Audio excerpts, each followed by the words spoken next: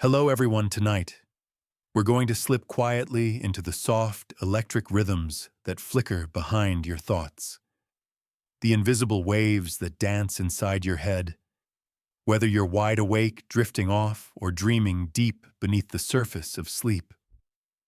Imagine this: you're lying in bed, still and silent. But something inside you is humming, not loudly, not obviously. It's quieter than breath, subtler than heartbeat, and yet it's there, a current, an electrical ripple moving through the folds of your brain like a whisper in a cave. Your brain never stops moving, even now as your eyes begin to slow, as your breathing softens, the language of your brain is still flowing. It's not made of words or images or thoughts. It's made of waves. Waves like on the ocean, but not wet, not salty. These are waves of electricity, of voltage, of the faint pulses between your neurons, the electric soup sloshing gently inside your skull. Each of these waves has a name, a tempo, a reason. They don't shout, they don't demand, but they guide everything from the chaos of consciousness to the deepest, most restorative sleep. So tonight we're going to listen to those waves. You probably won't survive this, not because it's dangerous, but because, well, if I do my job right, you'll be fast asleep before we even get to the second kind of wave. That's the goal. And I'd love to know where in the world you're listening and what time it is for you. Let me know in the comments below. I'm always curious where these quiet little stories drift to, and if this video will help you when you're there. Now relax, take a deep breath, and gently join me on this journey tonight. Let's begin at the very top. You're awake. Your eyes are open. You're reading this, listening maybe, or staring at the ceiling while pretending to care about the ceiling. Either way, your brain is active, not in an explosive way, but in a hum, a rhythm. This is your wakeful state. Right now, your brain is probably pulsing in beta waves, quick, snappy, efficient. But we'll get to those in a moment. What's more important first is realizing this: your brain is never still.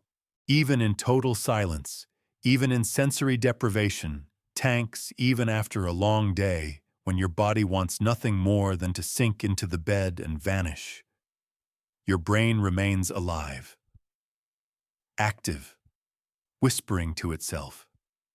The electrical patterns it produces, what scientists measure with big spidery caps and lots of wires, are tiny, tiny pulses. Millivolts.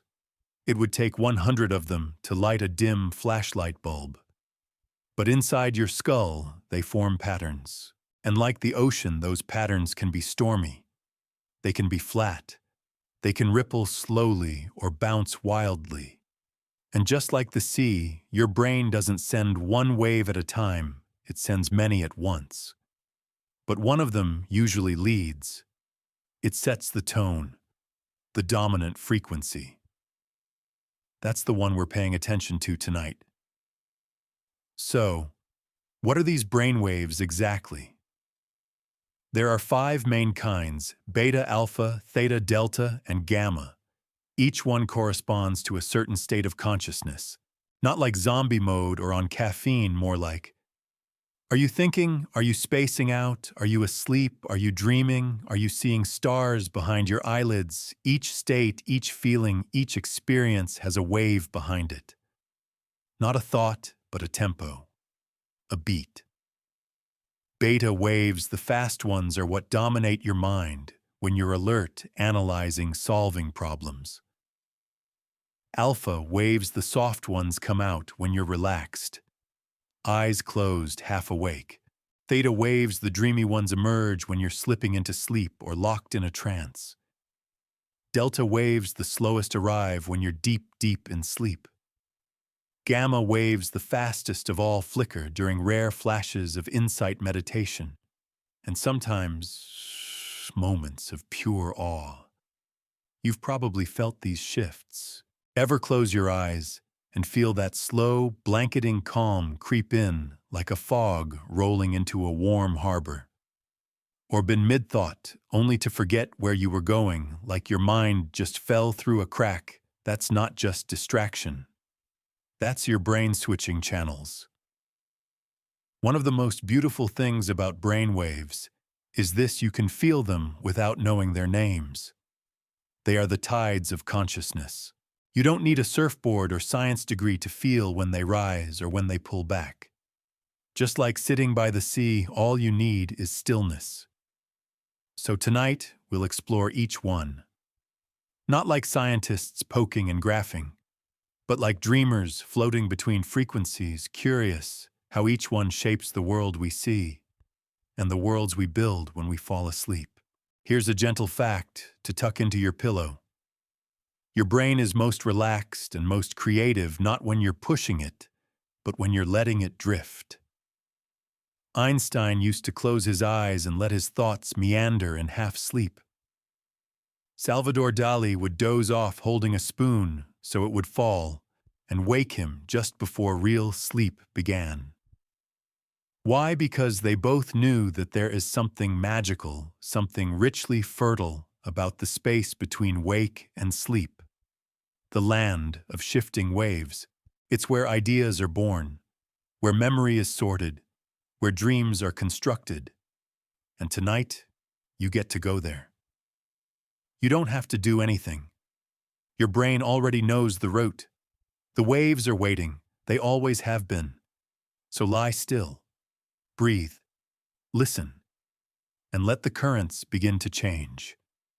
Your eyes are still open, maybe, or half closed, blinking slower than before. You're listening, watching.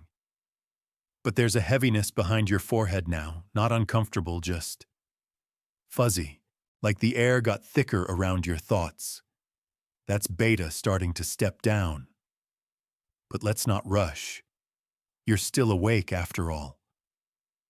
And while you are, your brain is pulsing rapidly with beta waves, fast, small ripples in the electrical soup of your mind. These waves hum between 12 and 35 hertz, which means your brain sends 12 to 35 pulses per second across its inner network. That's quick. It's the speed of analysis language, mental math planning. The stuff you use when you're functioning in the world. Beta is like mental caffeine. You're answering questions, reading signs, remembering where you parked your car, all powered by this sharp little rhythm. It's useful. It's efficient. But it's also loud. Not noisy like traffic. More like your brain running its engine with the hood up. All those little spark plugs firing one after the next, so you can stay on top of your emails and remember to drink water and pretend to be an adult. But here's the thing about beta: it's exhausting.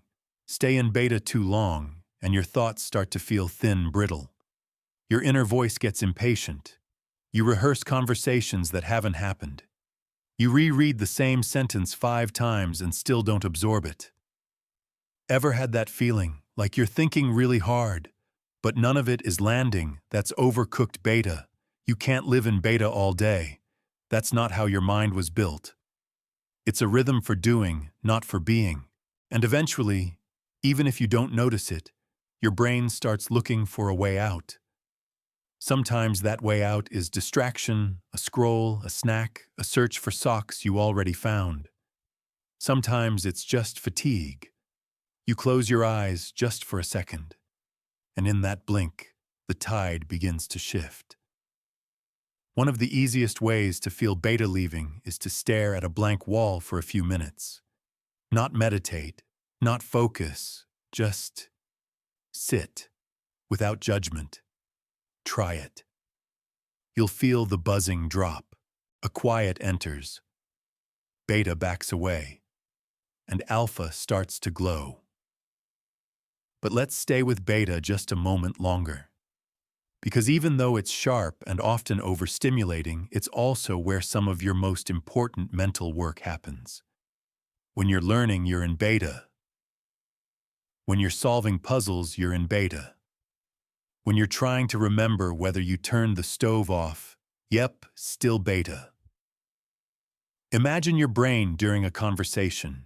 You're listening, interpreting, planning your response, adjusting your tone all in real time. Beta is the conductor here. It keeps the conversation fluid, makes you nod at the right moments, keeps you from blurting something weird, usually, but too much beta. That's when your thoughts start sounding like a boardroom filled with arguing executives. Everyone has a point. No one's being quiet. That's why sleep feels so healing. It's not just that your muscles rest. It's that beta finally goes offline and the deeper waves take over. But before that happens, there's often a moment, a little threshold. Maybe it's familiar to you, you're reading and suddenly your eyes soften. You forget the sentence.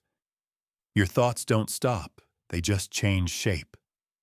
They become images, shapes, a flickering memory, a sound that doesn't make sense but feels right. That's beta stepping aside. You can actually train this. Some people practice downshifting from beta using breathing. Inhale 4 seconds, exhale for 6. Others use binaural beats tones designed to coax your brain from one frequency to another. And some just take long showers and stare at tiles. It's all valid.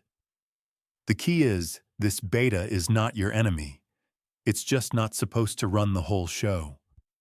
Your brain is more than a productivity machine. Beta wants you to think linearly, efficiently, one thing after the next. But life isn't linear, is it? Have you ever sat down to do something simple like send a text and suddenly remembered a childhood toy or the smell of your grandmother's curtains? That's a wave shift. You may be riding beta, but something inside you is pulling toward alpha, that slower, quieter frequency that allows your thoughts to wander. But before we let go of beta completely, let's appreciate one little trick it gives us: mental rehearsal. You know how you can imagine a conversation before it happens, or visualize yourself walking into a room knowing what to say. That's beta simulating the world in advance. Sometimes it's a curse, like when you replay a cringy moment from 3 years ago while brushing your teeth. But sometimes it's beautiful. It's the reason you can dream while awake. Just not the kind of dreams we'll get to later.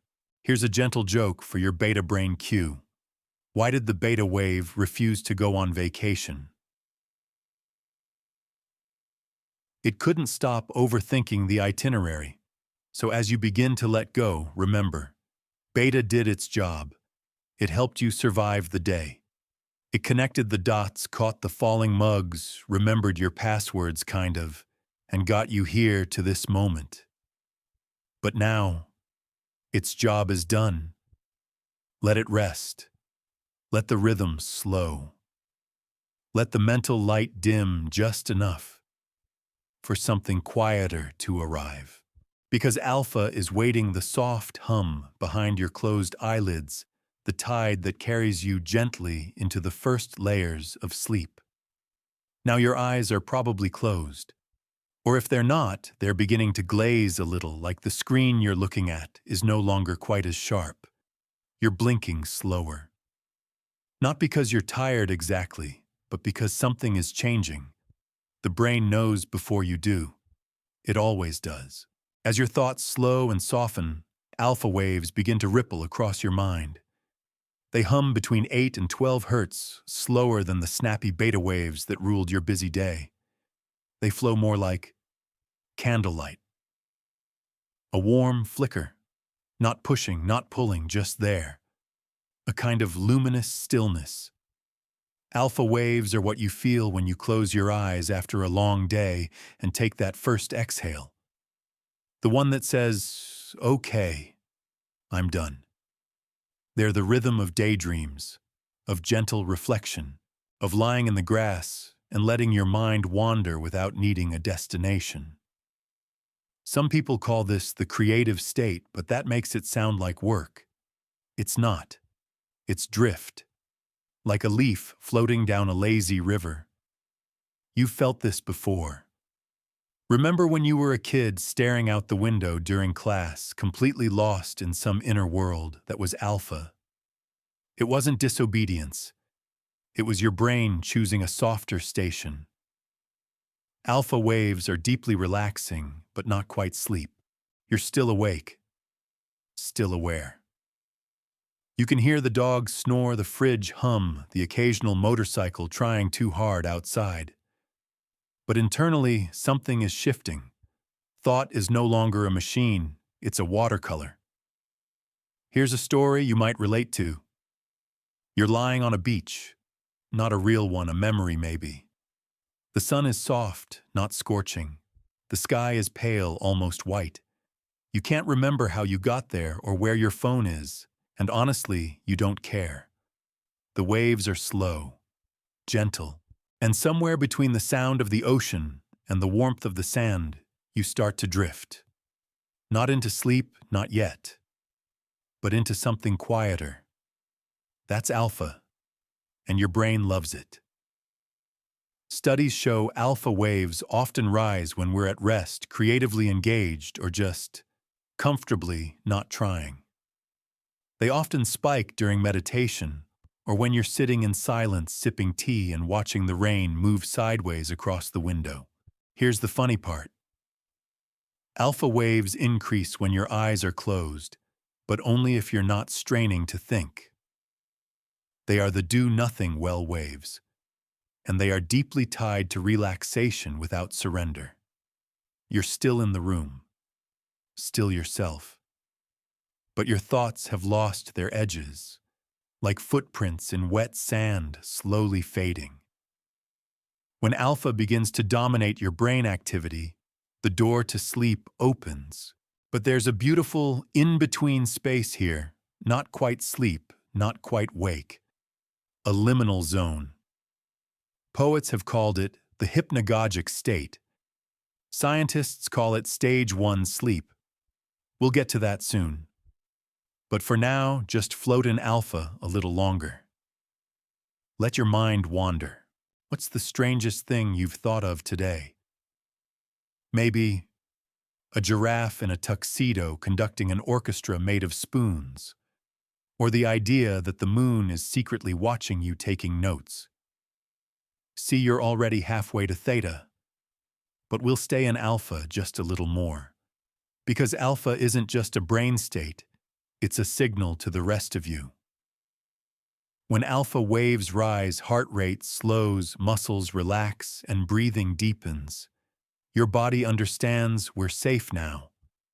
We can let go. In that way, alpha waves are like a lullaby your brain sings to itself, even if you're still awake. Even if your to-do list is full and your email inbox is a hot mess, alpha says, shh. Just for now, let's not. And sometimes, just sometimes, the best ideas sneak into your mind during this state. Einstein used it. So did Thomas Edison.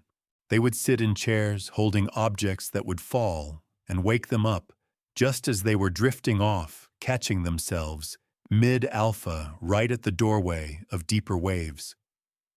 They knew that the borderlands between thought and dream were fertile places. And so do you, even if you've never had the words for it. Here's a sleepy thought to carry. When you close your eyes, alpha waves begin to oscillate, like a calm night tide touching the shore of consciousness, soft rhythmic pulling in and out. You can stay here as long as you like. There's no rush to sleep. No race, no goal, just a rhythm, and the rhythm is enough. Oh, and a gentle joke for the road Q. What did the alpha wave say to the stressed-out beta wave, a dude? Chill. You're oscillating too hard. Now let your body follow what your mind is already doing, slowing down. Your brain is dimming the lights, lowering the volume, folding the thoughts like soft linens and putting them away. And what's waiting just over the horizon, theta? But don't reach for it. Just drift. You're no longer thinking in straight lines. You're hearing things that aren't sounds, images that aren't pictures, thoughts that arrive like soft winds, not sentences. This is theta. Not quite a dream. Not fully awake. It's the state in between. A realm of whispers and symbols and that weird feeling when you're falling asleep and suddenly feel like you're literally falling. You twitch. Your foot jerks. Maybe your whole body jumps as if trying to catch itself. That's not a mistake. It's a transition. Theta waves are now taking the lead. These waves pulse more slowly than alpha, around 4 to 8 hertz. Think of them like fog lights flickering through mist. They don't show you the road. They show you what's close, what's possible, what's just beneath the surface. Theta is the bridge between thought and dream, between conscious and unconscious, between here and somewhere else. This is the world of hypnagogia, that funny word scientists use to describe what your mind does when it's almost asleep. It's the state where your thoughts turn abstract, creative, strange, and sometimes beautiful. Do you know that moment when you're drifting off and suddenly think of something brilliant, a song lyric, a perfect comeback, the answer to a problem you weren't even trying to solve? That's theta. And then it slips away like a soap bubble. You reach for it, and it's gone. Don't worry, that's normal. Theta isn't built for remembering. It's built for wandering. Here's a short scene you might recognize. You're lying in bed, lights off. The hum of the room has faded. You're not thinking about anything anymore, not really. Just floating. Suddenly an image appears. A train made of jelly beans is moving through a tunnel shaped like your grandmother's voice. You're not confused. It makes perfect sense. But then the image changes, becomes a face, a hallway, a color, a feeling. You don't question it. You simply are it. That's theta. You're not watching a movie. You are the movie. But here's something fascinating. Theta waves don't only happen during sleep. They also occur in moments of deep meditation, creative flow, and even childhood play. Kids live in theta a lot more than adults. That's why their imaginary worlds feel real to them. Why the cardboard box is a spaceship. Why the floor really is lava. As we grow up, beta and alpha take over. We learn logic, structure, rules. But theta never leaves us. It just waits until we're relaxed enough to return. Theta is also when memories begin to reorganize. Not consciously, you're not flipping through a photo album, but something deeper. Imagine your mind is a library. During beta, you're frantically reading books, jumping from one shelf to another. During alpha, you're sitting with a book in your lap, not reading, just letting the words wash over you. But in theta, the books put themselves away. You're the library now, and everything's moving around quietly without needing your permission. Here's a sleepy fact: theta is often linked to healing. Not the physical kind that belongs to the deeper delta waves, but emotional healing. Your mind in theta gently revisits fragments of the day. Not to judge, not to solve, just to understand. It's like watching your thoughts float by on little paper boats. You don't have to catch them. Just watch them pass. Maybe one of those boats carries the memory of something embarrassing from 10 years ago. Maybe another holds a face you haven't seen in a while. They drift by. And you say, "Huh, that's it. No fixing. No overthinking. Just a nod." That's the gentle power of theta.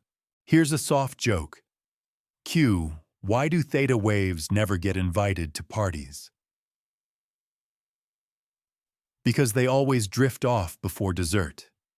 Theta is also when those odd little half-dreams start, the ones where you're not sure if you're still awake or already dreaming. You might hear your name whispered, even though no one's there. You might see something behind your eyelids, a light, a shape, a feeling you can't describe. Some people even experience hypnagogic hallucinations, which sound scary but aren't. They're just brain static, like the screen flickering as the signal switches. Your mind is testing the edges of reality. And if you wake up suddenly from theta, say, because your cat sneezes too loudly, you'll feel that weird ripple, like you were underwater and didn't realize it until you came up for air. Some people use theta intentionally. They train themselves to enter this state during waking hours through breathwork, visualization, or meditation. Because in theta, the inner critic falls asleep. That voice that says, this idea is dumb or that's not realistic. Gone, and what's left is pure creative flow. Artists, musicians, inventors, they all dip into theta without realizing it. It's where the mind lets go of the map. So now as you lie here, your body sinking a little deeper into the mattress, your breath long and slow, your limbs warm and forgotten. You're entering a space that children know well, and adults often forget. A place without clocks, without answers, without urgency. Let the jelly bean train roll on. Let the hallway stretch and warp. Let your thoughts become colors. Let your breath carry you. Because the deeper you go, the slower the waves get. And just beyond this soft sea of theta, something slower, deeper, heavier. Delta is waiting. Now, the ocean of your thoughts has calmed. Even the jelly bean train has stopped resting quietly in a station you'll never remember. Your mind is no longer swimming in half-formed images or skipping along memories. It's beginning to sink. Not in a bad way. Not in fear. More like a warm stone dropping slowly into a deep pool. This is delta, the slowest of all brainwaves, the deepest, the most mysterious. Delta flows between 0.5 and 4 hertz, just a handful of pulses per second. Barely a whisper. And yet this is where the real sleep begins. You might already be half gone now. That's okay. That's what delta wants. It isn't flashy. It doesn't offer strange visions or flickers of imagination. It doesn't sparkle. It rests. Delta is the mind's deep exhale. The moment when your whole self says, enough now. Let go. During delta sleep, what scientists call slow-wave sleep, your body does what it cannot do when you are awake. It repairs. It recovers. It regenerates. Growth hormone is released. Cells are repaired. Your immune system runs a checkup.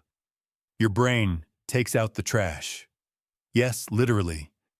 Your brain has a cleansing system called the glymphatic system that becomes active mostly during deep sleep. It washes out waste proteins and toxins that built up while you were awake, like the brain taking a shower, rinsing off the day. You don't think in delta. You don't dream. You don't analyze, plan, or narrate. You simply exist. Remember that time you slept so deeply you didn't even realize hours had passed. You woke up without any dreams, without any memory, just silence. Like you were gone and then suddenly back. That was delta. It's the closest thing we have to pause. If beta is doing and alpha is being, and theta is drifting, then delta is nothing. But not empty nothing. Healing nothing. The nothing your body needs. The blank page before a new day.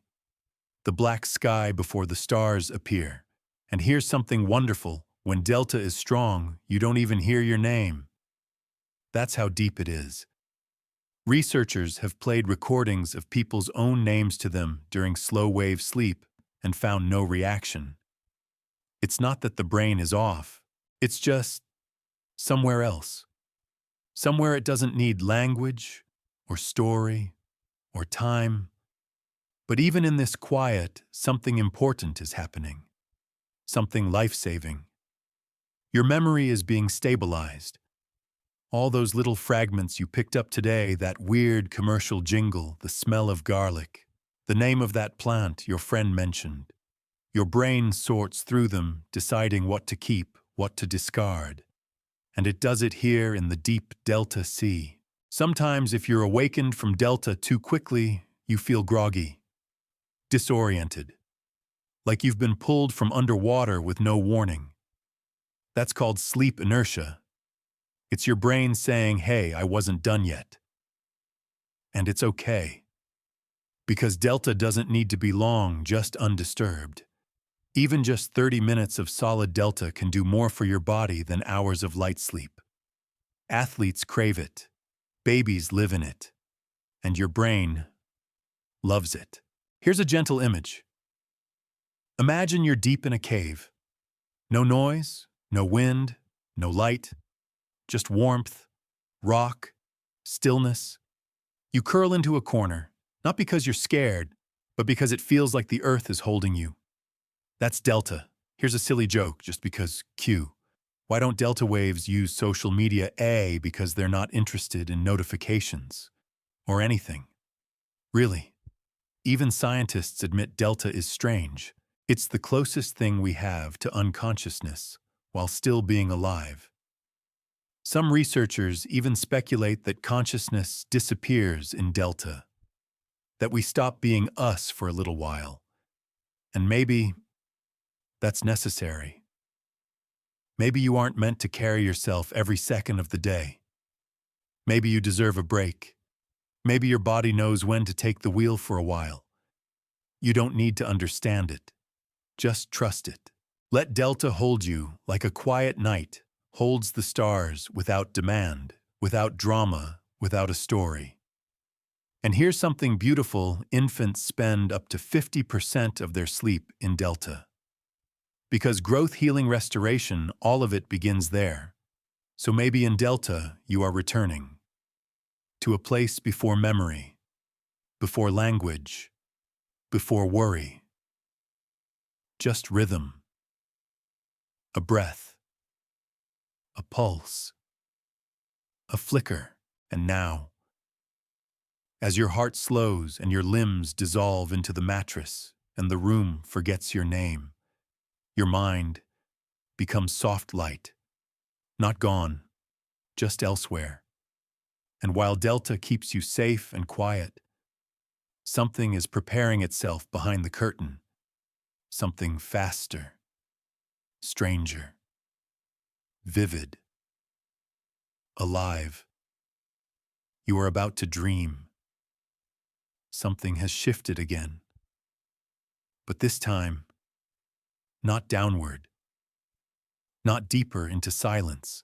It's almost as if your brain, after plunging into Delta's velvet stillness, has suddenly come alive again, but without fully waking you up.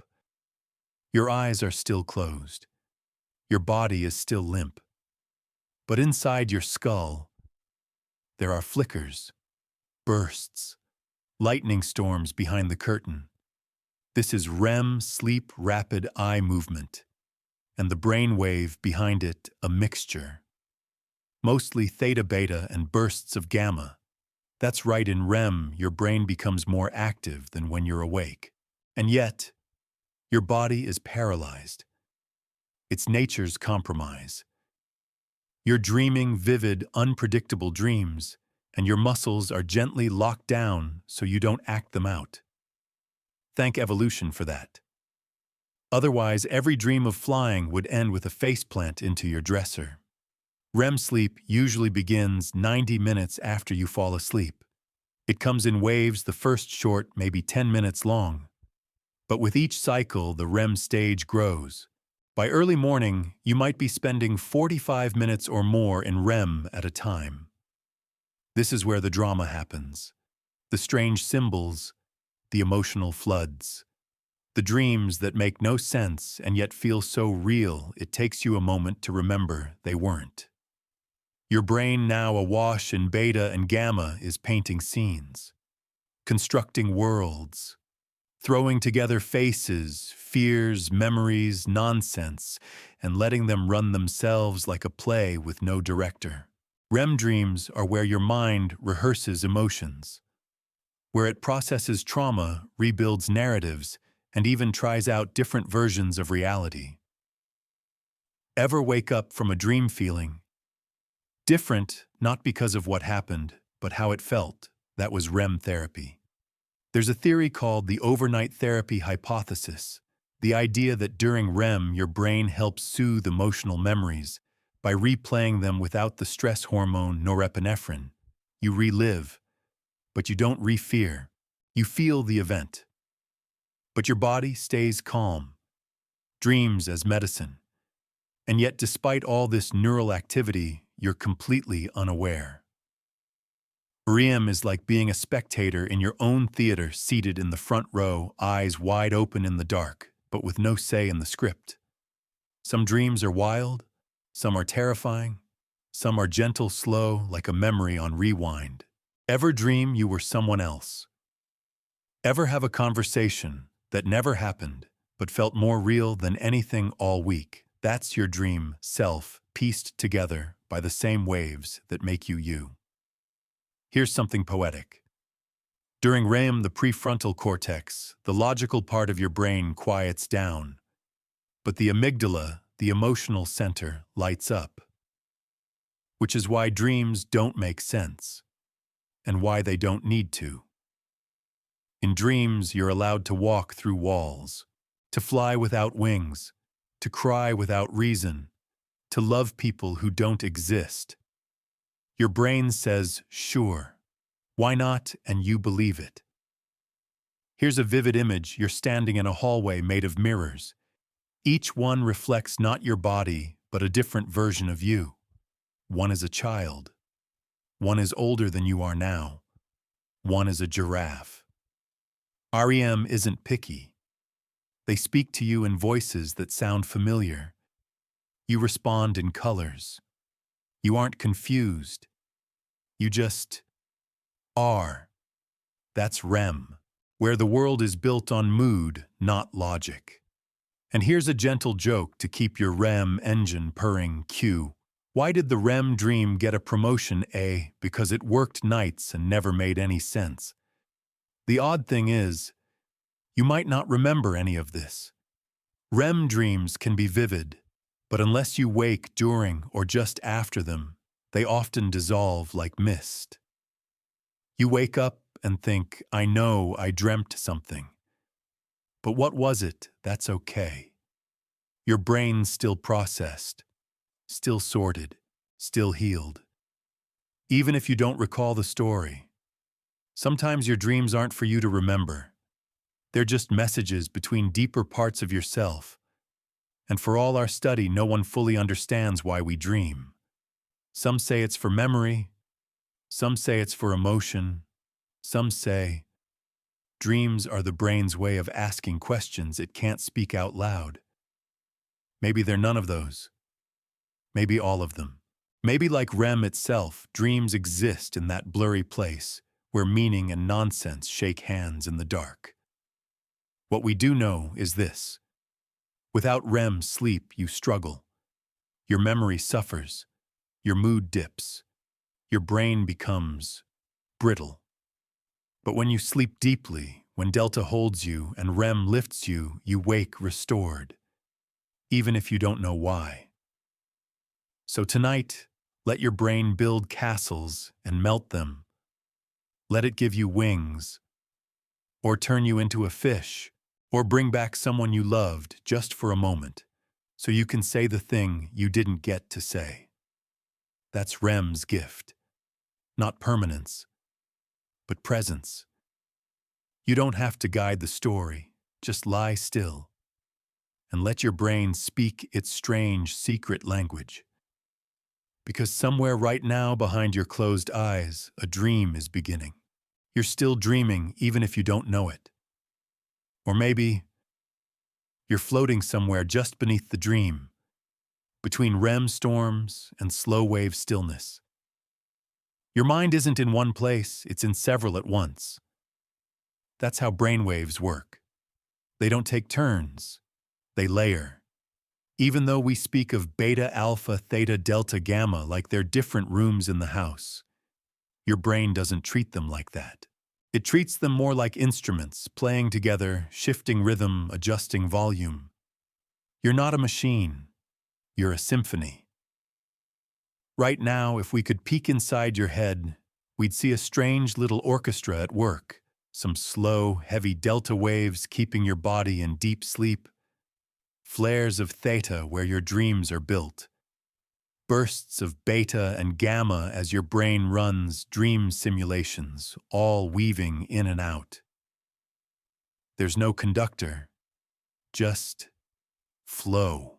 This layered system is often called cross-frequency coupling, which is just a fancy way of saying your brain is vibing in multiple ways at once. And these layers aren't random. They're coordinated. When one wave slows down, another rises. When one part of your brain dims, another lights up. It's all beautifully timed, like a tide, or a breath, or the changing of seasons, subtle but certain. Here's a comforting fact. No two people have exactly the same brainwave patterns. Not ever. Not even identical twins. Your brain sings your song and your rhythm, your texture. It's like a fingerprint made of electricity. And that song changes depending on how you feel, where you are, what you believe. When you're awake and focused, the fast waves lead. When you're relaxed, the soft waves hum. When you're asleep, the slow waves swell and roll like moonlit ocean swells. But even in sleep, beta doesn't vanish. It just plays quietly like a distant flute, while theta meanders like a cello, and delta, the great bass drum, keeps time. That's why we say brainwaves, because they move, they pulse. They don't turn on or off, they rise and fall. And when you're well rested, they harmonize. But when you're stressed, the balance tips. Too much beta anxiety, too little alpha, you can't relax. Missing delta, your body aches. No REM. You feel emotionally jagged like sandpaper on the inside. So this dance, this orchestra matters. You might think of yourself as thinking or feeling or dreaming. But beneath all that, you're pulsing. Always. And the waves don't just move through you, they affect your world. Did you know that your brain waves can sync with others? It's true. In conversations, especially deep ones, your brain may begin to match frequencies with the person you're speaking to. It's called neural entrainment. Two people, two brains, two separate skulls vibrating at similar rhythms. And you thought telepathy was science fiction. You can even entrain with music, or firelight, or the sound of waves, or a voice like this one, slow, rhythmic, steady. Right now, you might be syncing with this, your own internal tempo adjusting to the slow flow of these words. That's not manipulation. It's just harmony. We do it all the time. Children fall asleep to lullabies. Lovers breathe in time. Crowds sway together at concerts without needing to agree on anything at all, because we're not separate metronomes. We're rhythms, leaking into each other. Your brain isn't a closed box, it's a resonator. Sometimes that's why sleep feels so peaceful in certain places. A quiet cabin, a gentle train ride, a friend's couch when the rain taps on the windows, because your internal orchestra is syncing with something outside, a creak, a hush, a heartbeat beside you. And just like that, you sleep. Here's a sleepy little joke before we drift on. Q. Why did the brain wave start a band? because it already had good rhythm and excellent vibes. So if you're still awake and maybe you are feel your rhythm now, that hum behind the silence, that pulse in your chest, that floating sensation just behind your thoughts, you're not alone in that rhythm. Millions of others are sleeping right now, some in cities, some in forests, some in silent desert places, all pulsing, all dreaming, all riding waves too. And your waves, they're doing what they're meant to do. Shifting, blending, soothing. The symphony continues. And somewhere in the distance, a new wave is forming. Time, if it still exists for you, has begun to stretch. Not in a dramatic way. More like taffy pulled slowly in warm hands. Moments don't tick anymore, they flow. And your brain is flowing too. Not in lines, not in steps, but in cycles.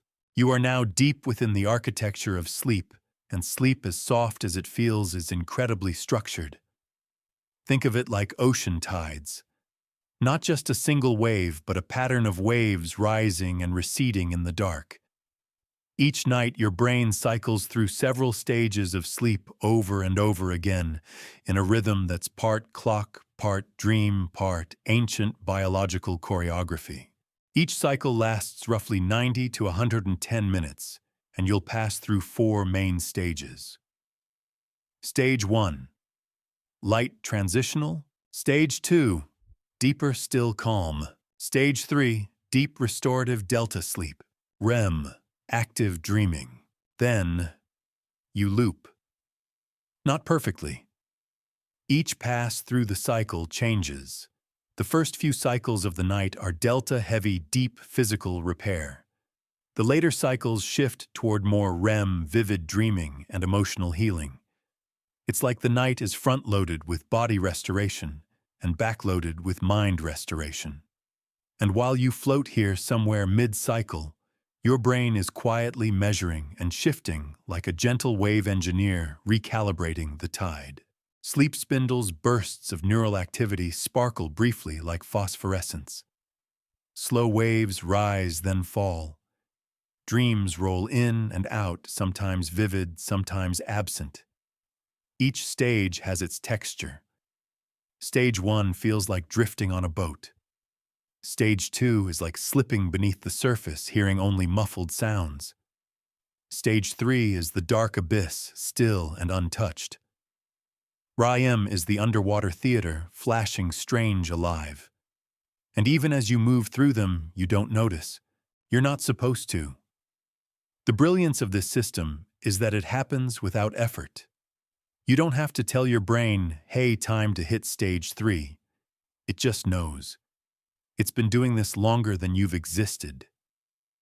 Even in the womb, before your first cry, your brain was already cycling, already dreaming, and it's this cyclical pattern that keeps you whole. Miss Delta and you wake feeling like a hollow drum. Miss REM and you feel emotionally uneven. Miss both. Well, let's just say your coffee won't save you. Sleep isn't just rest, it's maintenance. And these cycles rising and falling like moonlit tides are how your brain repairs, remembers, and resets. Here's a beautiful idea. Your first cycle of the night is mostly delta, heavy, slow, silent. The kind of sleep that patches your muscles, slows your heart, and drops you below the world. But your last cycle of the night, it's mostly REM. You're flying by then, skimming the edges of consciousness, dreaming in full color, telling yourself stories you'll never quite remember. It's almost poetic. Your night begins by pulling you deep and ends by lifting you back to the surface. Eyes fluttering, heartbeat rising, ready to wake gently. You don't jump out of sleep. You float back, unless your alarm decides otherwise. Here's a quiet story. Somewhere in a remote village in northern Finland, there's a man who rises at 3:45 a.m. every morning without an alarm. Not because of a rule, not because of a job, but because his sleep cycles have aligned with the patterns of the wind outside. He sleeps when it's dark, wakes when the wind changes, and says he dreams in waves of blue and silver. He doesn't know the names of theta or delta or REM, but his brain still flows through the same pattern as yours. Because this isn't technology, it's biology. Ancient, perfectly flawed, timeless, even in cities, even in stress, even now. Your brain is riding that same tide. You've probably completed 2 full cycles by now. Or maybe 1. It doesn't matter. You're here. And here's a gentle joke to keep you afloat. Q. What did one sleep cycle say to the other? I meet you again in 90 minutes. So if you wake in the night, don't panic. You're not broken. You're between tides, between stages, between dreams. Your body knows what to do. Just lie still. Breathe slowly. Let the tide carry you back in. Because the next wave is already rising. You may not remember it, but you've already been here once tonight. This is stage 1 sleep, the lightest touch of unconsciousness, the very beginning of the downward spiral. The place where beta fades, alpha softens, and theta gently slips into the room, like someone trying not to wake the baby.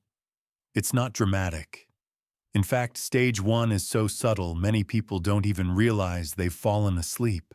You've probably had moments like this, sitting upright, head nodding forward, eyes blinking slower, and then gone.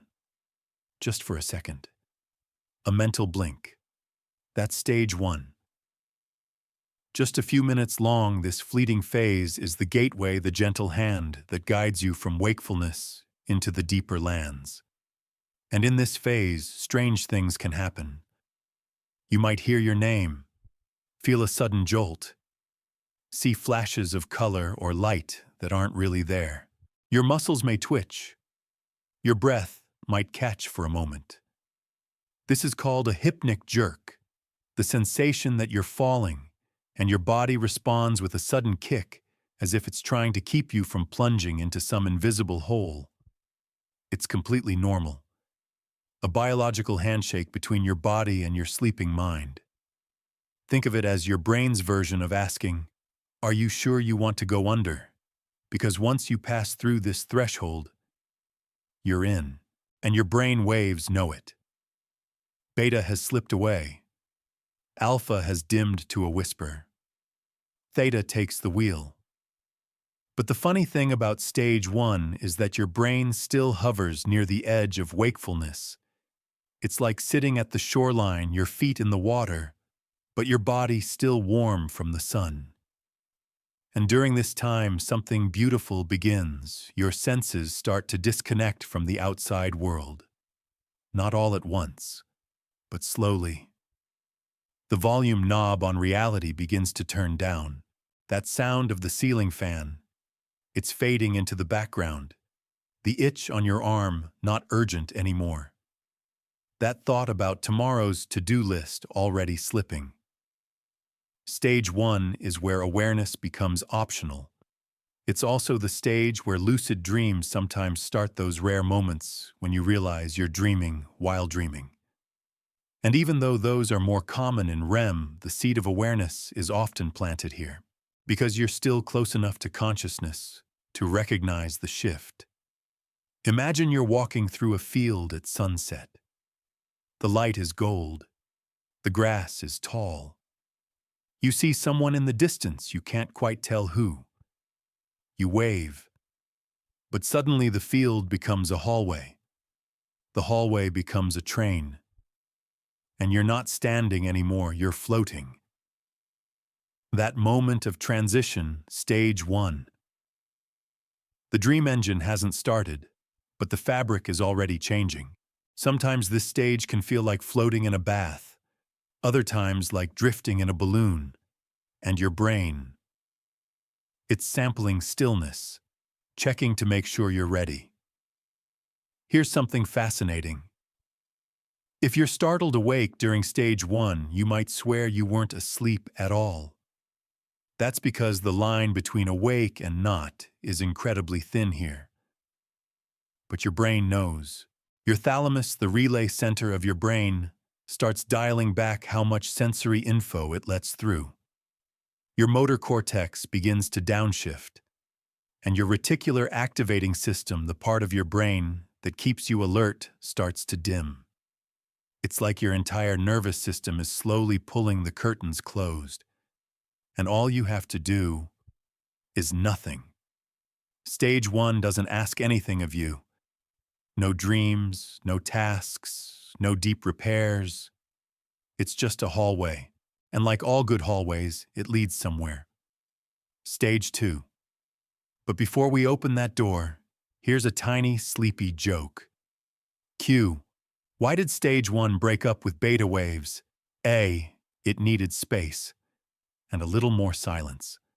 So now as you float through this gentle beginning, know that your brain is doing what it was made to do. It's folding away the world, lowering the lights, softening the signal. And in that soft space, sleep begins. You might not remember this moment tomorrow, but your body will, and so will your dreams. You've stepped through the first threshold. Now, something deeper is happening. You're no longer flirting with sleep, you're in it. Fully, quietly, invisibly. This is stage 2 of sleep. You won't notice it begin. There's no trumpet, no curtain drop. Just a shift, soft, silent total. Your muscles relax more fully. Your breathing slows. Your heart rate dips like a sigh after a long day. You're safe here, and your brain is getting to work. If stage 1 was the hallway, stage 2 is the antechamber. Still light enough to stir, but calm enough to disconnect. You're floating just below the surface now, far enough that the world above begins to fade for good. The interesting thing about stage 2 is that it makes up nearly 50% of your total sleep, more than any other stage. That's because this is where the processing begins. Your brain is busy not dreaming, yet not repairing yet, but organizing. It's like a night librarian tiptoeing between shelves with a dim lantern filing away the day's impressions.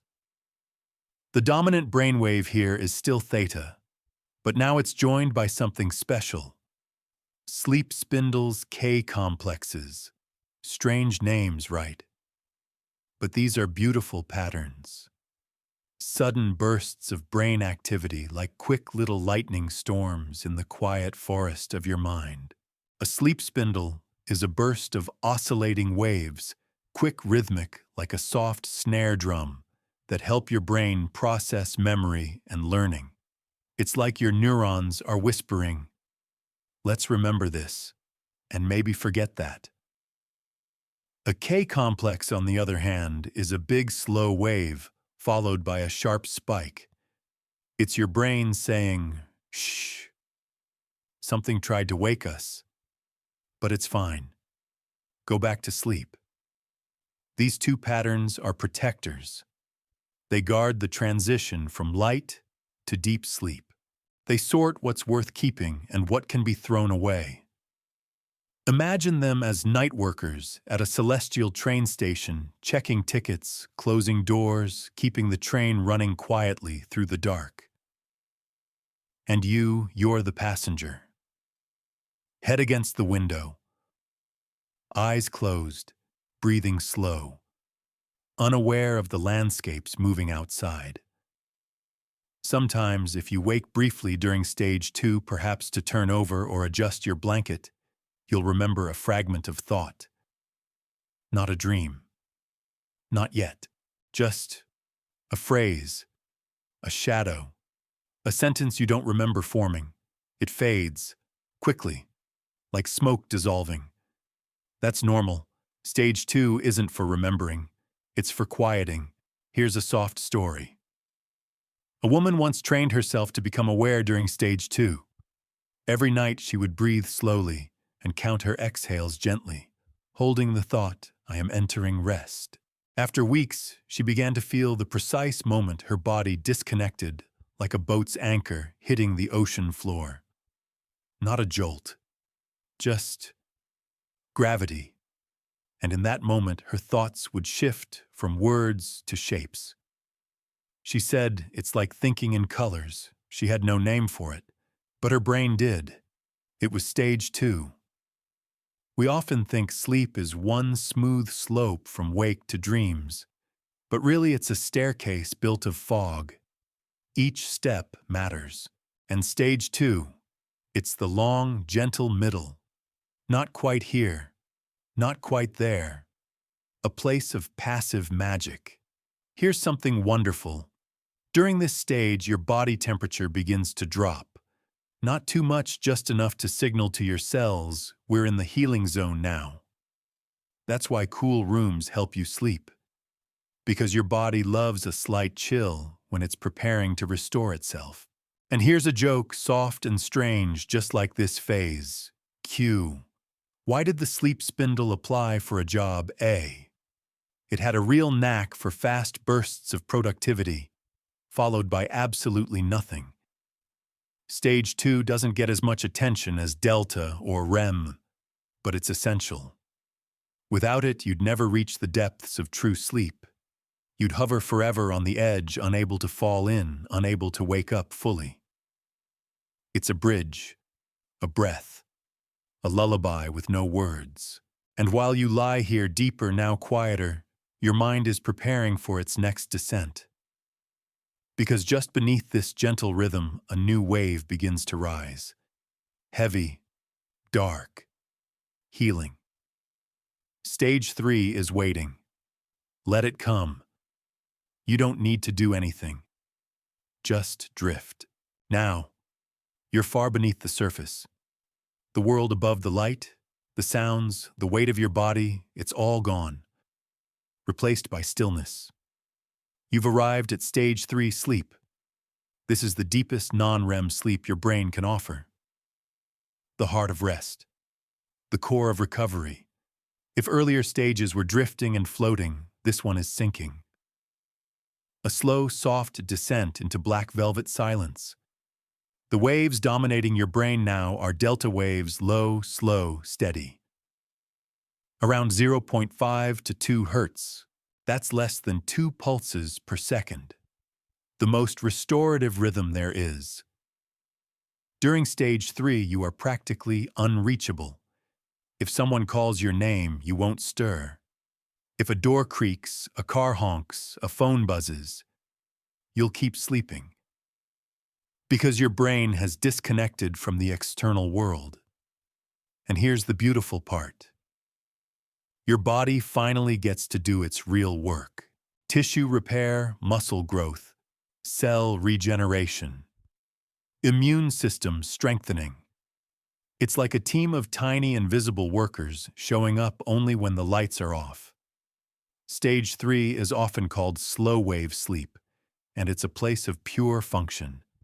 Your heart rate is at its lowest. Your breathing is slow and rhythmic. Your blood pressure drops. Your muscles are relaxed but not paralyzed. That comes later in REM. And your brain is quiet, not gone, not off, but turned inward. You're not dreaming here. You're restoring. If sleep were a meal, this would be the most nourishing bite. In fact, when sleep scientists deprive people of deep sleep and let them nap later, the brain prioritizes stage 3 first, before dreaming, before light rest, because this is the sleep you cannot live without. Here's something striking. If you lose just 1 hour of deep sleep for several nights, you start to experience impaired memory, weakened immunity, slower reaction time, increased emotional volatility. In other words, your mind frays, but when you enter stage 3 deeply and fully, even a short period can restore you. This is the sleep elite athlete's chase. It's what children fall into so easily. It's why babies can sleep through thunderstorms and still wake up smiling. Their brains are drenched in delta. Yours is too right now.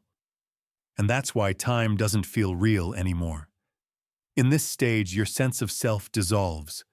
There's no story, no inner narrator, just presence. It's the closest you'll ever be to being unplugged without disappearing. Some researchers have even described stage 3 as a brief nightly death, not in a scary way, but in the sense that your ego, your constant thinking self, gently lets go. And in its place, silence. It's here in this deepest part of the cycle that your brain consolidates long-term memories. You're not thinking about what happened today, but your mind is quietly sorting it, filing the important pieces, discarding the rest.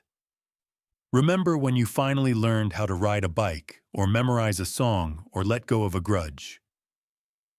You might have done it in waking life, but the real imprinting happened here in the slow wave sea. Stage 3 also helps your body recover from stress. Cortisol, the stress hormone, drops during this phase. Your nervous system resets. Your internal alarms are silenced. You're finally safe. And that's why being awakened during stage 3 feels so rough. It's like being ripped out of a warm ocean into cold air. You don't know what day it is, or where you are. Your thoughts feel scrambled. Your limbs are heavy. That's called sleep inertia, and it's a sign you were deep in the cave. It usually only lasts a few minutes, but in those minutes, you can really feel just how far away you were. And you were far. Because in stage 3, your brain is almost timeless. There's a phrase some scientists use, the brain without time. It describes the delta state where sequences, clocks, and hours vanish. You're not dreaming. You're not remembering. You're just being. And that's enough. Here's a gentle joke fit for the depths. Q. Why don't delta waves go to parties?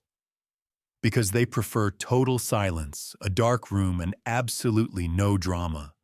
So now as you rest in this quiet healing space, let your brain do what it's done since before you were born. Let it restore. Let it soften. Let it whisper, we're okay now. Because soon the tide will shift again. REM is coming a brighter stranger land. But for now, lie still. You're in the deepest part of the night, and everything is being taken care of. And now, the stillness begins to shimmer. Something flickers. Not loud, not sudden, but noticeable. Like a blush of color returning to a dream that had gone black and white. You're rising again. From delta's heavy silence into a new kind of movement, not back to wakefulness, not yet, but into a theater made entirely of dreams. This is REM sleep again, but deeper this time. Fuller, wilder. You've been here before earlier in the night, briefly a taste. But this is the long dream, the one your mind has been saving, and the waves in your brain reflect this shift. Theta, yes. Some beta. And also now bursts of gamma, fast, mysterious waves often tied to conscious awareness, insight, and mystical experiences. It's ironic, isn't it, in your most unconscious state? Your brain is generating some of the most conscious-seeming images you'll ever experience. Faces that don't exist. Conversations that were never spoken. Places you've never been to and somehow know by name. How no one knows. Dreams remain one of the most untranslated languages of the mind. But we do know this. During REM, your brain behaves like a stage director on a sugar rush. It takes your memories, your fears, your hopes, your leftovers from lunch, and remixes them. The result? Scenes that make no logical sense, yet somehow feel right. You're walking through your childhood home, but it's also a train station. You're talking to your best friend who looks like your dog, who sounds like your grandmother. You understand French, but only when underwater. You're late for a test you already passed in 2006. You're flying, then falling, then laughing, and in the dream it's all fine. Because REM is not governed by logic. It's governed by emotion. The parts of your brain responsible for rationality and self-awareness, like the prefrontal cortex, quiet down during REM. Meanwhile, the amygdala, your emotional center, flares to life. So your dreams are felt, not reasoned. They're embodied, not explained. And when you wake, they often vanish. Not because they didn't matter, but because they belong to another realm. Think of dreams like snow on warm skin soft, real, but gone before you can hold them. Still, their effects linger. REM is essential for your emotional regulation. People deprived of REM become irritable, anxious, and emotionally brittle. They overreact. They can't find balance. It's as if dreams are emotional detox, letting you feel big feelings in safe spaces. Even nightmares play this role. Yes, they're scary. Yes, they jolt us. But they're also your brain's way of rehearsing fear so it can handle the real thing with a little more grace, like a fire drill for the soul. Here's a thought. Maybe dreams are your brain's way of telling itself stories not to entertain, but to make sense of everything it couldn't during the day. And that sense-making doesn't have to be logical. Sometimes it just needs to feel complete. You start running, you never reach the door. But you stop caring. You cry. But it heals somehow, even if you don't know what it was about. REM can't be measured in meaning, only in movement. Eye movement for one. During REM, your eyes flicker rapidly beneath your lids, as if they're scanning the dream world in real time. And maybe they are. Nobody knows for sure. But it's poetic to imagine that while your body lies still, your eyes are traveling across invisible landscapes. Oh, and that stillness, it's deliberate. During REM, your brain temporarily paralyzes your muscles. It's called REM atonia, and it prevents you from acting out your dreams, a safety net for your sleep theater. Without it, your dreams could spill into waking life, and you'd try to physically run, fly, or fight from your mattress. So the brain says, nope. You stay right there. I've got this. It's one of the only times in your life when you're utterly still, but your mind is racing like a firefly in a bottle. Here's a quiet joke. Dream-sized cue. Why did the REM sleep apply for a film festival? Because it produces vivid, emotional, low-budget masterpieces every night. So if you're dreaming now or sliding toward a dream, trust it. Even if it makes no sense. Even if it melts halfway through. Even if you forget it tomorrow. Your brain is doing what it has always done, sorting feeling, imagining healing. And in a little while, you'll rise again into another cycle. Maybe one with less REM. Maybe one with more. But for now, stay. Let the play continue. Your body is safe. Your mind is exploring. And your dreams are speaking in the only language they know. You didn't always sleep like this. There was a time not that long ago, really, when your brain danced to a different rhythm. Not faster or slower, but simpler, more primal, more open. That time, childhood. Your brain waves like the rest of you were still forming. And long before your first memory, long before your first bedtime story or late-night worry, your brain waves were humming softly, not in structured cycles, not in familiar REM patterns, but in something raw. Children dream differently. They sleep differently. They are different not just in how much they sleep, but in how deeply they fall into the rhythms of rest. Newborns, for example, spend up to 50% of their sleep in REM, compared to 20–25% in adults. Why? Because their brains are growing fast. Synapses are forming. Connections are being woven. The brain is learning how to be a brain. And REM, sleep with all its chaotic, vivid energy, is like fertilizer for neural growth. Dreams in this stage of life may not be full stories. They're more like abstract flashes, colors, warmth pulses, like the flickering of a projector before the film begins. And then slowly, as a child grows, the proportions shift. Delta waves become more prominent. Deep sleep increases. And a new kind of order takes root. Between the ages of 5 and 12, children experience long, restorative bouts of slow-wave sleep. It's why they can sleep through anything. Why they wake up glowing. Why they collapse into bed like tiny stones dropped into velvet. They don't fight sleep like adults do. They fall in, like it's natural, because it is. And then, time continues. Adolescence brings more REM again, a second surge of dreaming, identity-building, emotional rehearsal. Teenagers often sleep longer and later, and their circadian rhythms shift, pulling them toward midnight and beyond. It's not laziness. It's biology. Their brains are recalibrating, building adult emotional frameworks, dreaming more complex dreams, and preparing for the long road ahead. Then adulthood arrives, and with it, a slow, subtle diminishing. You still cycle through the same stages: light sleep, deep sleep, dream sleep. But the depth of your deep sleep, the richness of stage 3, begins to fade. By your 30s, delta sleep has declined significantly.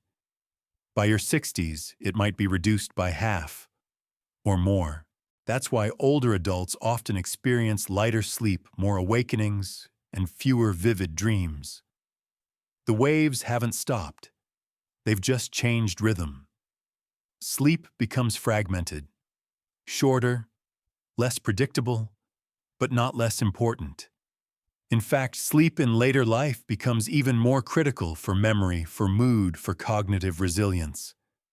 Because even as the deep sleep wanes, the body still tries, still cycles, still sends out little pulses of delta and theta like quiet reminders: I'm still here. Let me help. There's something tender about that. Your brain, even in its later years, still reaching inward at night, like a hand feeling for a familiar rhythm in the dark. Here's a calming image. Imagine your life like a forest. When you were young, the trees grew fast and wild. Your sleep was thick and lush, a canopy of REM and delta tangled together. As you grew older, the forest thinned, but the roots, they remain deep. You still rest. You still dream. You still repair. Just in different shapes. And it's not all decline. Older adults often report fewer nightmares, a steadier emotional tone, more clarity in their dreams. The wild jungles of youth give way to peaceful lakes. And your brain waves, though gentler, still move with purpose. Here's a joke with a wrinkle or two. Q. Why did the elderly delta wave need a cane? Because it was still strong, just pacing itself. The journey of your sleep from infancy to now is not a straight line. It curves, fades, rises again. And that's okay. Because sleep isn't just about restoration. It's about adaptation. Your brain has always known what you need, even when it doesn't look like it used to.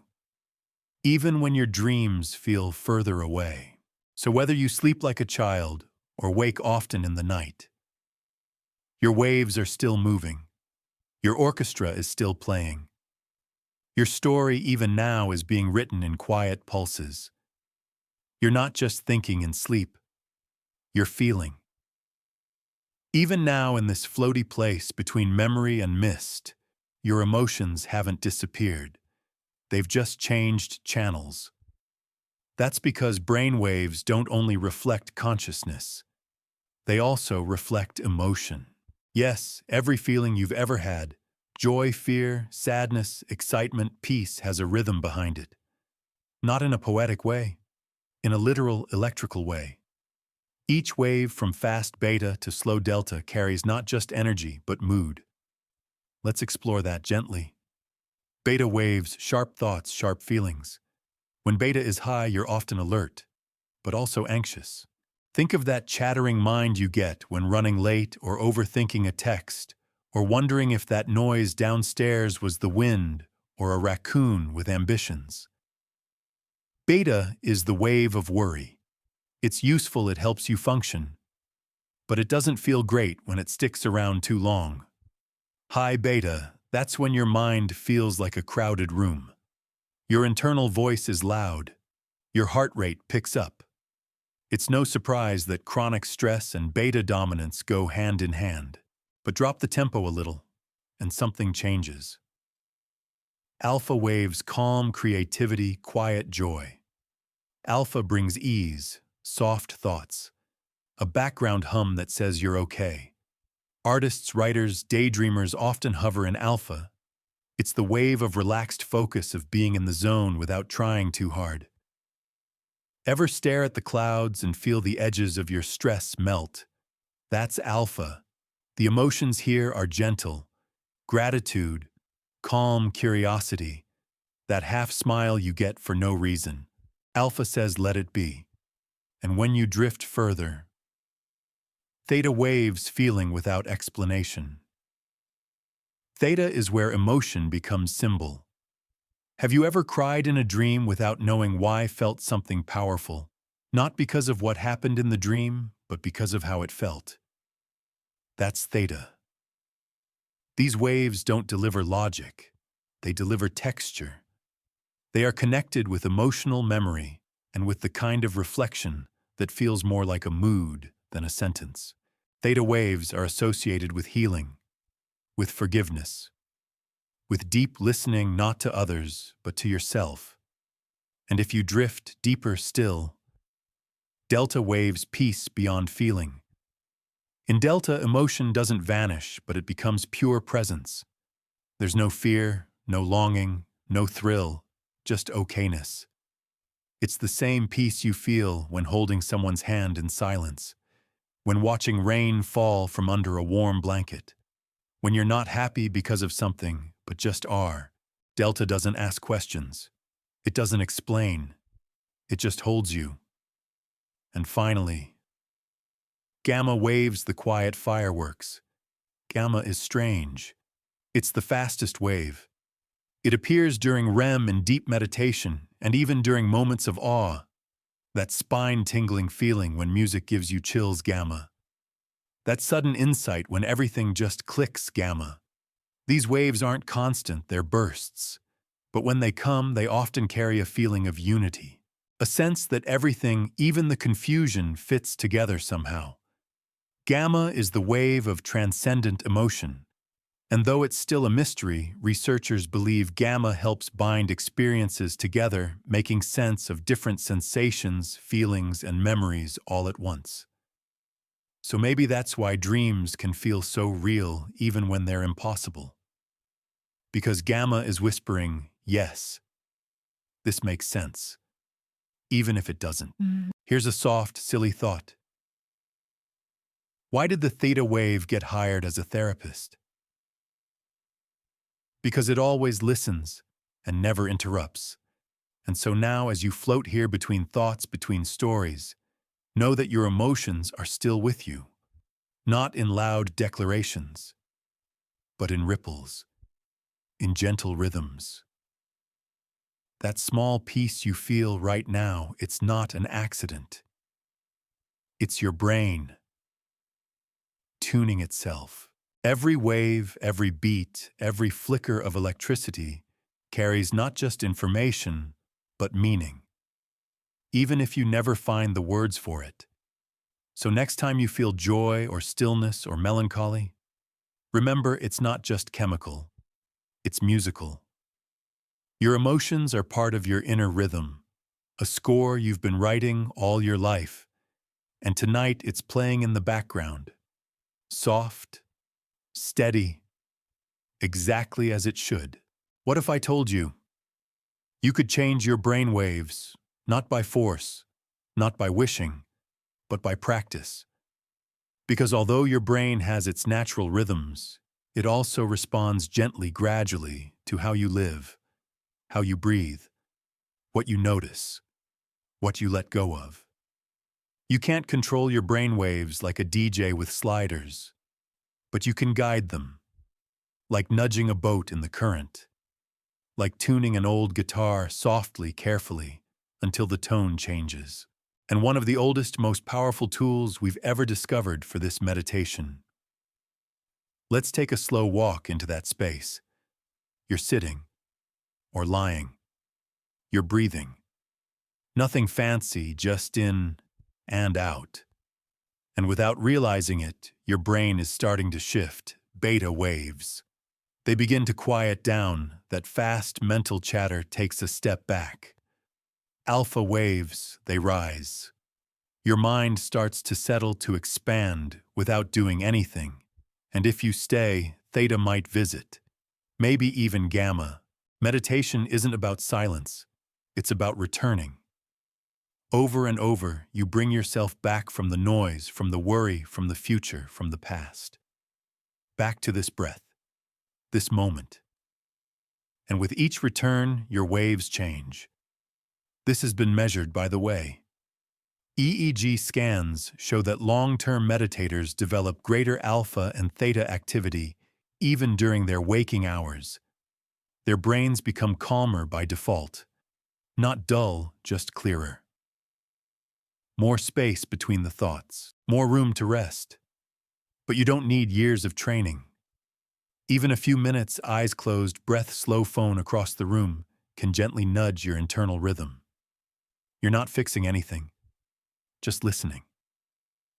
And then, there's mindfulness, not the sitting kind, the living kind. Washing the dishes and actually feeling the water. Walking without headphones and noticing the birds. Chewing your food like it matters. That kind of attention doesn't just improve mood. It helps your brain shift gears, from constant beta to gentle alpha and even deeper. It's like giving your neurons a hammock, letting them swing. There are also more modern tools. Binaural beats, for example, audio frequencies, designed to create gentle illusions in your auditory cortex. If you play one tone in your left ear and a slightly different one in your right, your brain hears a third frequency, a beat, that doesn't exist, and it tries to match that rhythm. People use this to encourage alpha, theta, even delta waves as part of relaxation focus or sleep routines. It doesn't work for everyone, but for some it's like a musical bridge to the inside. There's also neurofeedback, a technique where you wear sensors that measure your brain activity in real time. You see your own waves on a screen. You get to experiment. You learn what calms you, what stimulates you, what brings you back to center. It's like holding a mirror to your thoughts. But here's the quiet truth. You don't need any of that. Because long before sensors and apps and audio tracks, humans were already tuning their minds. With prayer, with chants, with silence, with firelight and breath and long walks in the woods. Even rocking a baby to sleep is wave work. That slow rhythm, that steady sway, it's designed to guide their brain from beta to alpha to theta. The body knows, and so does yours. Here's a gentle little image for you. Picture a monk sitting beneath a tree, still as stone. Now picture a surfer riding a wave, eyes locked on the horizon. Now a child tracing a finger through sand. Different settings, same state.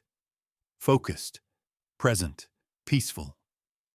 Their brain waves are flowing in sync, not with each other necessarily, but with what they're doing. And so the question isn't, Can I control my brainwaves? It's can I live in a way that honors them? Yes. Yes, you can. One breath at a time. Here's a quiet, meditative joke. Q. Why did the alpha wave leave the party early? It found a quiet beach and decided to vibe there instead. So tonight, whether you sit to meditate or simply close your eyes for a moment of stillness, know that you are already shifting, already humming, already tuning your brain like the quietest instrument. You don't need to force it. Just soften. The waves will follow. There are machines that can hear your thoughts. Not in the sci-fi raid your mind sense, not yet, but close enough to whisper awe. They don't hear your inner monologue. They don't know you want ice cream or that you're still thinking about something embarrassing you said 3 years ago. But they see the waves.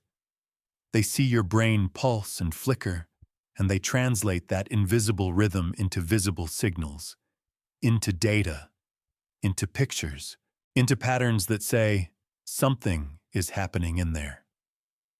These machines are called EEGs, short for electroencephalograms. They're not new. They've been around for over a century, and all they do is listen. Tiny electrodes placed on your scalp like a crown of quiet microphones pick up the electrical activity of your brain. Each click, each wave, each blink, all recorded. When you close your eyes, the alpha waves bloom. When you fall asleep, the delta waves roll in. When you start dreaming, the EEG picks up the fast, erratic rhythms of REM. It's like watching a weather report of your mind. And these signals aren't just pretty graphs. They tell stories. Doctors use EEGs to study epilepsy, to monitor anesthesia, to understand coma states, to explore insomnia, to peer into moments we can't remember and times we were barely there. They even watch for dreams in infants who can't yet speak. They observe the brain's gentle tides in people who are unresponsive, helping determine if the mind is still moving beneath the silence. It's delicate, quiet, powerful. But there's more. In the last decade, researchers and engineers have begun using EEG signals to communicate, not with words, but with intention. These are called brain-computer interfaces, or BCIs. Imagine this: you wear a small EEG headset. You think about moving your hand. You don't move your hand, but your brain waves shift as if preparing for motion, and the machine recognizes that pattern. It sends a signal, and the cursor on the screen moves, or the wheelchair turns, or a robotic arm picks up a glass of water. Not because you told it with your hands, but because you told it with your mind. This is real, not perfect, not sci-fi clean, but real. And for people with paralysis, for those who have lost the ability to speak or move, it's a doorway. A tiny one, but opening. Some researchers are experimenting with neural implants that can translate brain waves even more directly, not from the scalp, but from within. Again, not thoughts, not words, just patterns. But those patterns contain intent. And with enough training, they become a kind of language. There's even early work in using EEGs to reconstruct images a person has seen, not crystal clear photographs, but blurry, dreamlike representations pulled from the echo of electrical waves. It's like your brain leaves fingerprints every time you look at something, and the machine tries to trace them back. We're still in the early stages, but the implication is massive. Your brainwaves, those silent ripples that flow while you work, sleep, dream, are not just private weather. They are also transmitters. You're not broadcasting your thoughts, but you are constantly sending signals.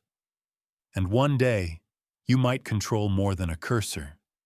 Maybe a smart home, maybe a prosthetic, maybe a painting program that creates what you imagine. For now, it's still slow, still difficult, But here's the wonder. Your thoughts move matter. Not with magic, with rhythm. The same waves that cradle you into sleep can also lift a robotic finger. Write a sentence. Express a yes or a no or a need. Here's a gentle little joke to plug into Q. Why did the EEG get promoted A? It always knew how to stay on the same wavelength as everyone else. But more than tech, more than science fiction, this reminds us of something older, quieter, softer, that our minds are not separate from the world. We're not just thinking behind glass. We're connected. Through wires, through whispers, through waves. Tonight, your brain might be pulsing out signals no one else sees. And that's okay. You're not trying to be heard. You're just being. But isn't it something to know that even in your deepest sleep, you're still broadcasting beauty? Now let's wander into a stranger space. What if we could create sleep artificially, precisely, on command? Not with pills, not with dreams, but with technology that shapes your brain waves directly. This isn't a sci-fi fantasy. It's already happening. Welcome to the quiet world of artificial brainwave modulation. In labs and clinics around the world, scientists are learning how to induce sleep-like states by sending tiny pulses of energy into the brain. No thoughts required, just rhythms.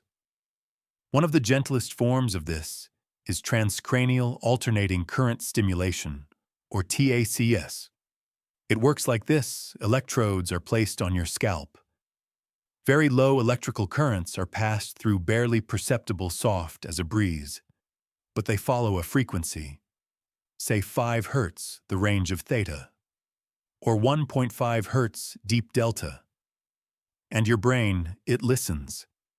It begins to sync.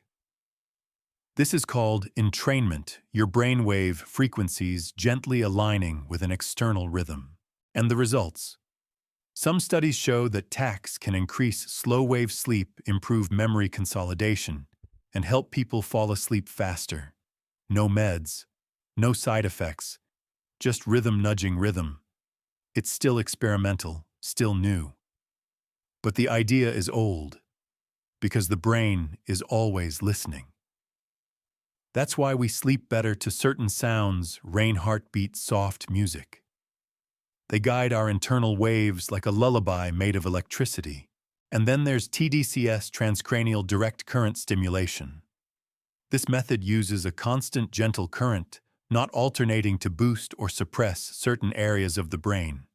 It's used in sleep labs, yes, but also in studies on depression, ADHD, chronic pain, and anxiety. Why? Because all of these conditions involve disrupted brain rhythms. So the logic goes, fix the rhythm, ease the suffering. But not all brainwave control needs electricity. Some approaches are even more subtle. Take cranial electrotherapy stimulation, CES, a gentle technique used for decades. People wear small earlobe clips. A soft current runs through. It feels like nothing. But it can shift brain waves into more relaxed patterns. Others use light. Yes, light. Flashing LEDs at certain frequencies can entrain your brain if the pattern is right. A flicker at 10 Hz, that's alpha territory. Want to feel alert, flash a faster rhythm. Want to fall asleep, slow it down. The technique even shows promise for neurological conditions like Alzheimer's. In some mouse models, flickering light at 40 Hz gamma frequency seems to reduce harmful brain plaques. Of course, humans aren't mice, but it's a hint that maybe brain health is rhythm health. And then there's sound, not music, but binaural beats, isochronic tones, and pulsed frequencies, audio patterns designed to pull the brain toward desired wave states. They don't force anything, they just suggest. And if you're relaxed enough, your brain might follow. It's like walking into a room where everyone is whispering. You instinctively lower your voice. Your brain does the same. It lowers its tempo. It slows its thoughts. There's even talk of dream control. Lucid dreamers, people who can wake up inside their dreams, sometimes train with external cues, lights, sounds, or vibrations designed to signal to the dreaming brain. Hey, you're dreaming. It's delicate, hard to time. But for those who succeed, it opens a door into a space where consciousness and dreaming overlap. And yes, people are trying to build devices for this. Headbands that pulse, masks that blink, apps that whisper, all chasing the same thing, a map into the dreaming mind. Here's a soft, techie joke. Q.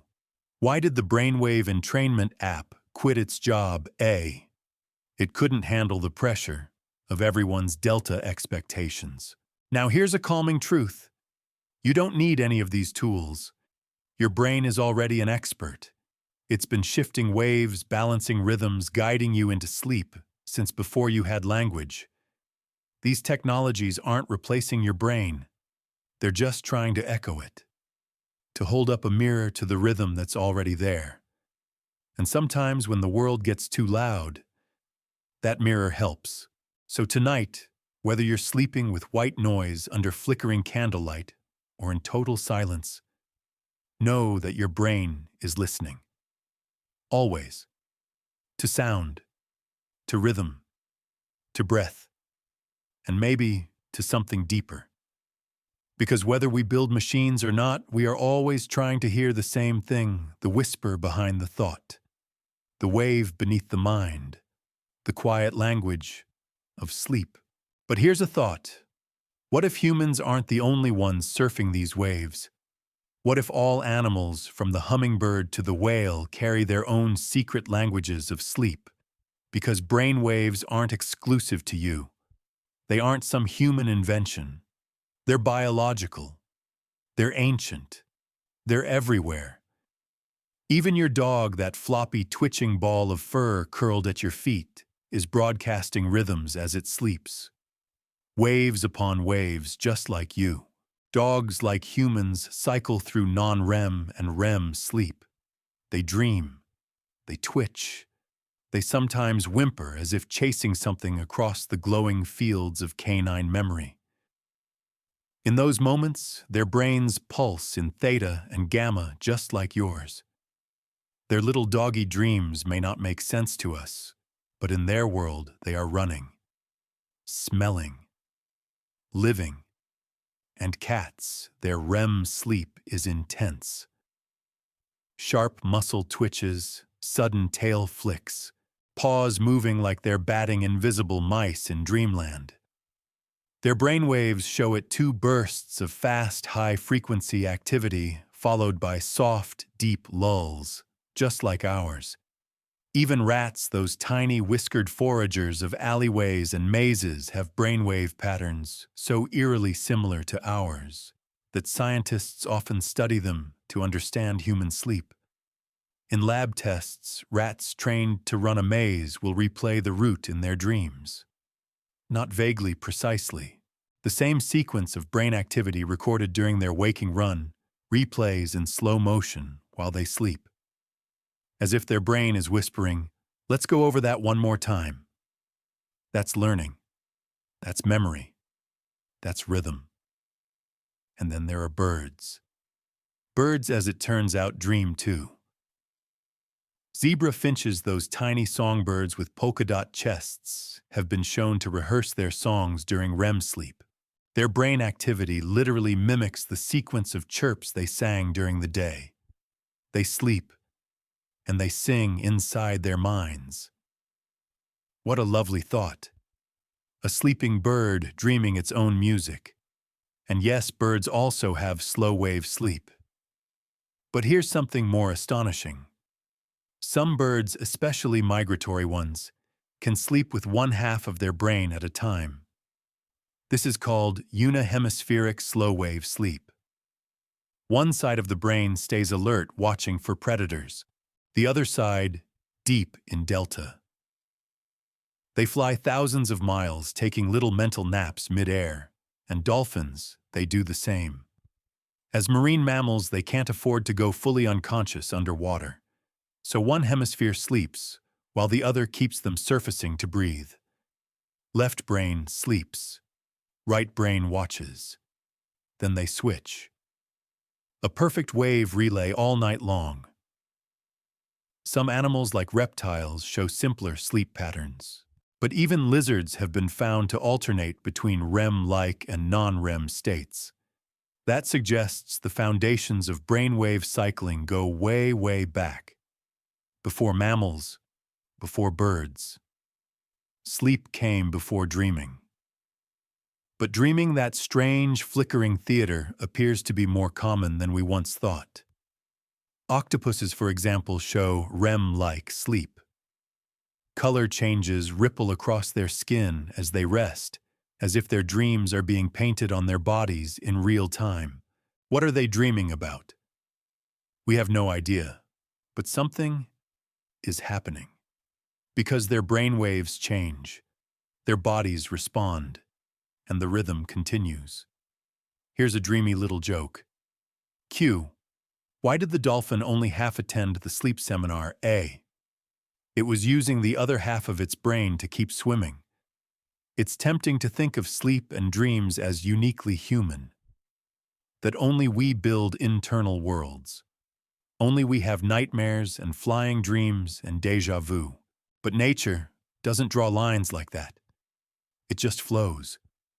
One species learns a pattern, another sings it. A third dreams it in color. And beneath it all, waves. The same electrical rhythms adjusted for size, need, and shape pulsing through brains of all kinds.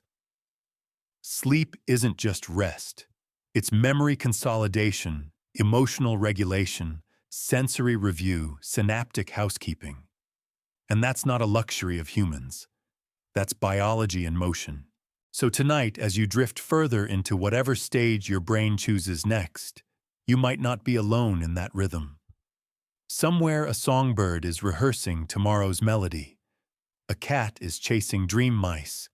A dolphin is gliding in silent water, one eye open. And you are floating.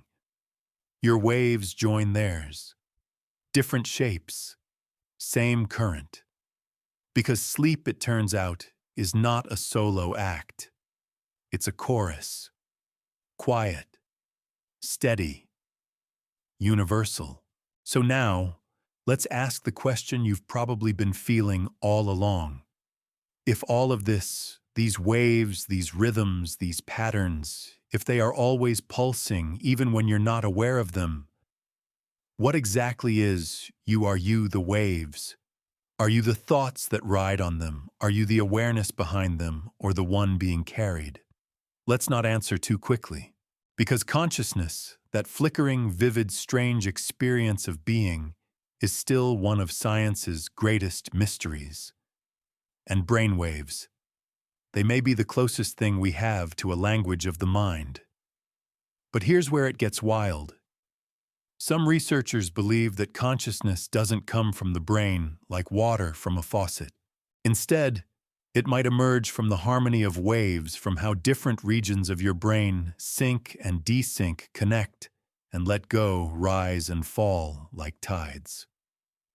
According to these theories, your sense of self, your memories, your awareness, aren't stored in a location. You are the pattern itself. You're a rhythm, a pulsing symphony of electrical timing. Change the wave. Change the experience.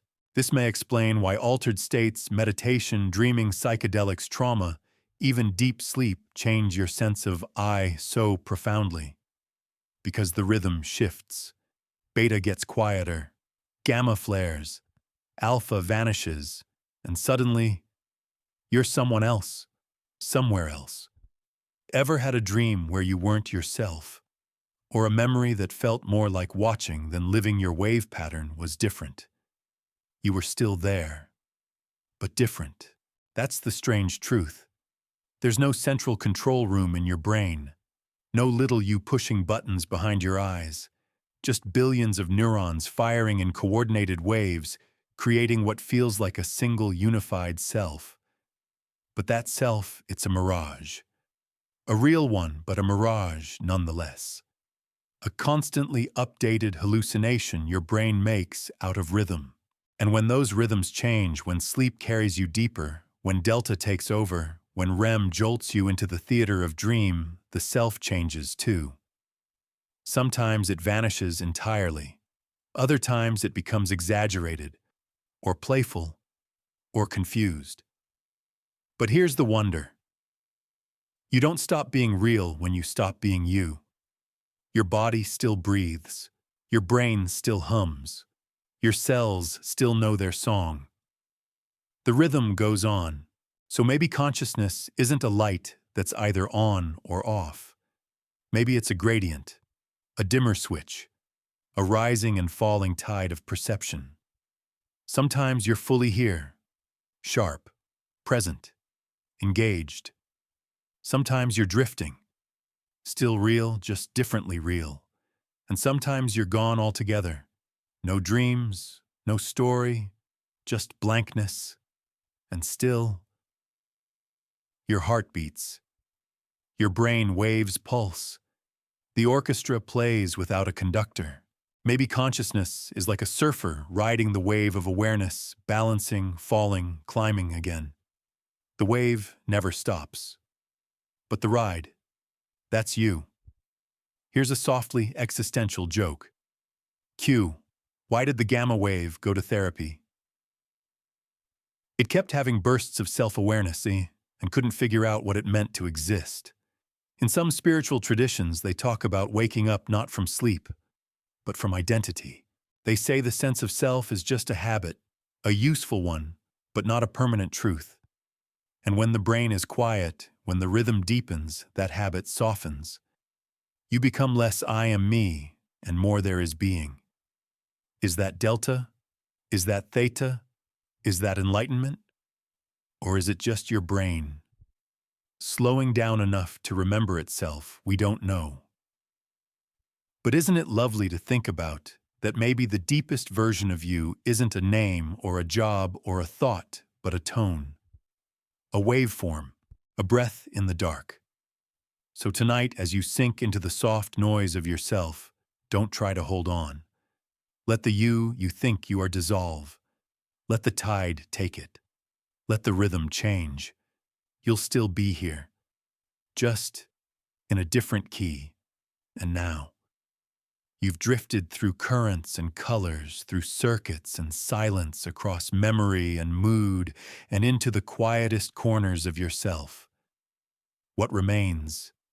Not the names of waves, not the science, just the feeling, the slow, low tide of awareness, the gentle weight of sleep wrapping itself around your limbs, the hum that isn't music but still moves like a lullaby. This final part isn't a conclusion, it's an echo. Because brain waves don't end. They fade, soften, loop, just as your thoughts now are no longer arriving one by one, but as textures. Tonight you are a ripple in a wide sea. You are not holding on to anything. You are not trying. You're simply floating, and in that floating, your brain is still working quietly, invisibly, beautifully, still orchestrating its secret language, still shifting rhythms beneath your skull, still keeping you alive in ways you don't need to understand. If we could peer into your brain right now, we wouldn't see words. We wouldn't even see dreams.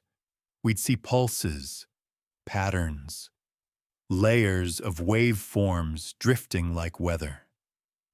Delta still rolling beneath it all. Theta rising with little flickers of imagery. Perhaps a dance of gamma if your dreams have become vivid. And soon, maybe already, your mind will construct one final dream for the night. A soft one. Maybe nonsense. Maybe meaningful. It might not have a plot. It might just be a hallway. A light. A memory from when you were 7. You won't know why. And you won't need to. because meaning like brainwaves doesn't have to be captured to be felt. The sleep you're in now or near is doing its work. Every part of you is humming, tuning, resetting, returning. You don't have to do anything. You've already arrived. Maybe this whole journey was never about understanding brainwaves. Maybe it was about feeling them, trusting them, letting them guide you gently to this stillness. Your brain knows how to sleep.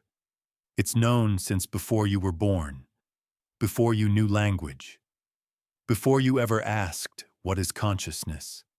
It was already answering in waves. So tonight, let it continue. Let it oscillate and flicker and fade.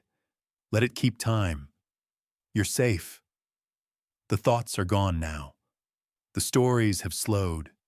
You're underwater, but warm, but light. And the shore, it doesn't matter. You're not trying to reach it.